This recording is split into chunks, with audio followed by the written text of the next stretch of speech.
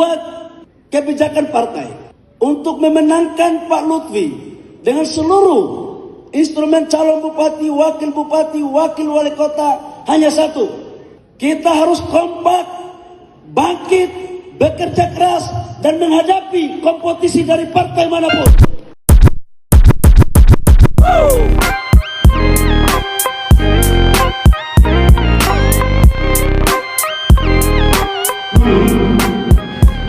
Waktu saya kecil,